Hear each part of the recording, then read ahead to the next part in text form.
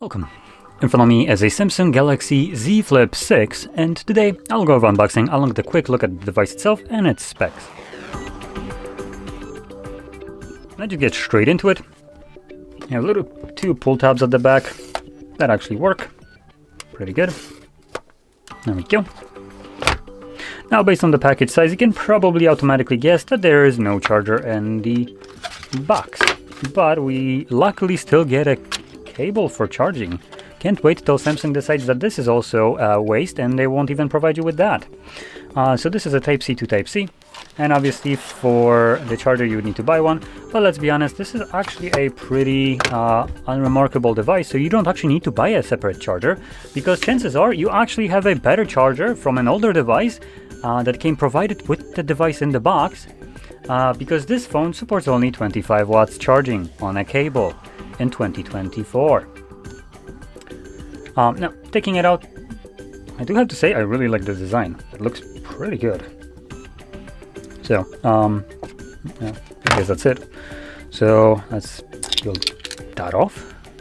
There we go. Now, at a first glance, it looks like there's no crease whatsoever, but that will change once we start folding the device, I presume.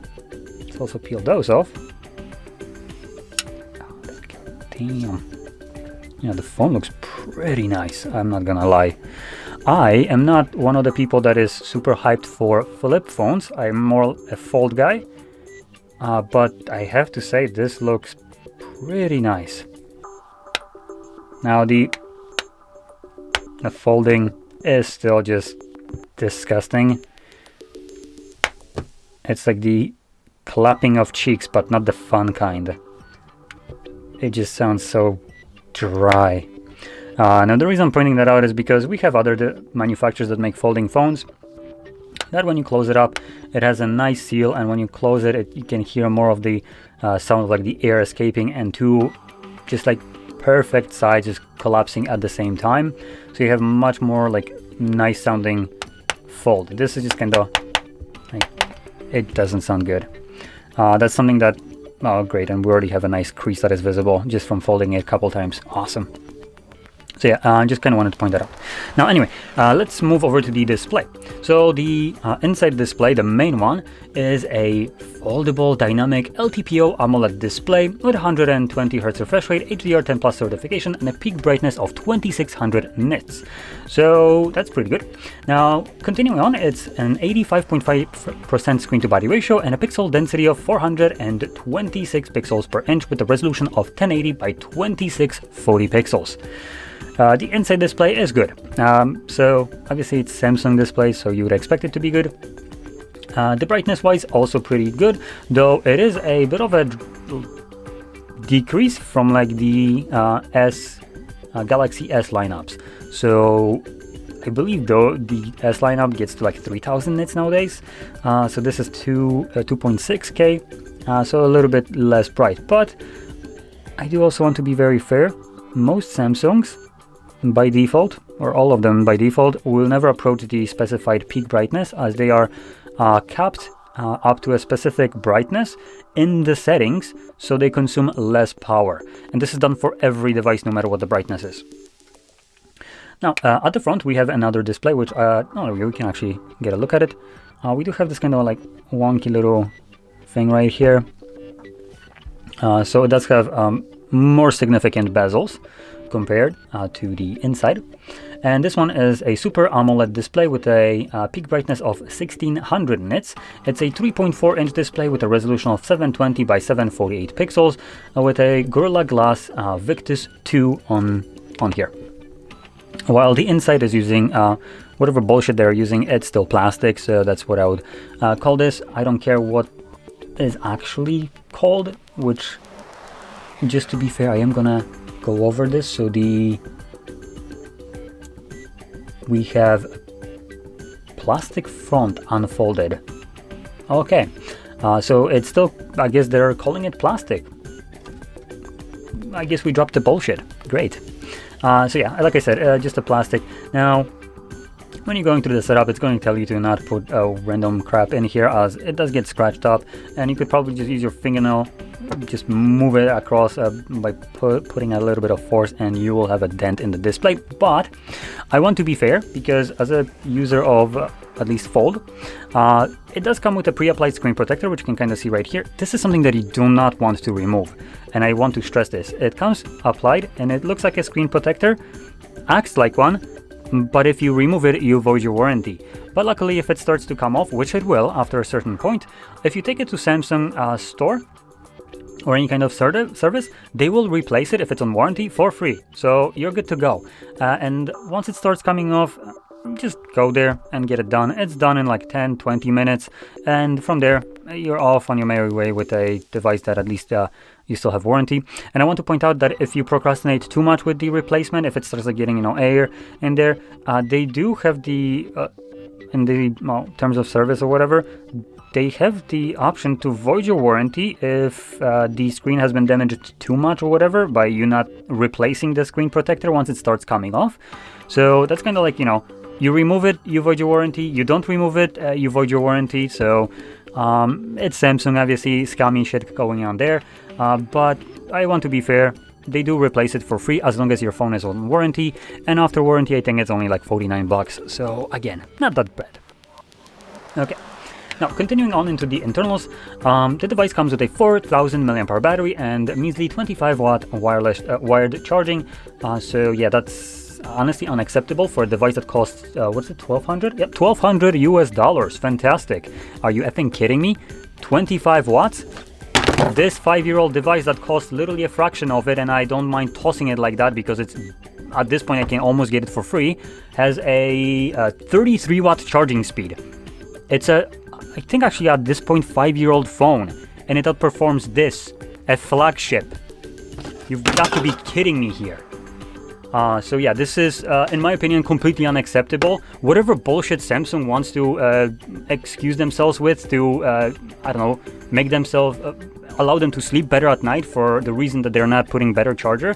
At the end of the day, the reason they're not doing it because they're scared that their phone's gonna start blowing up. And hell, if your phones blow up, maybe that's a sign that you're not supposed to produce phones at this egregious price. So yeah, now there's a lot of frustration with this kind of Samsung phones for me because their phones are egregiously overpriced, and you get shafted by the company. 25 watts is not okay for a $1,200 device.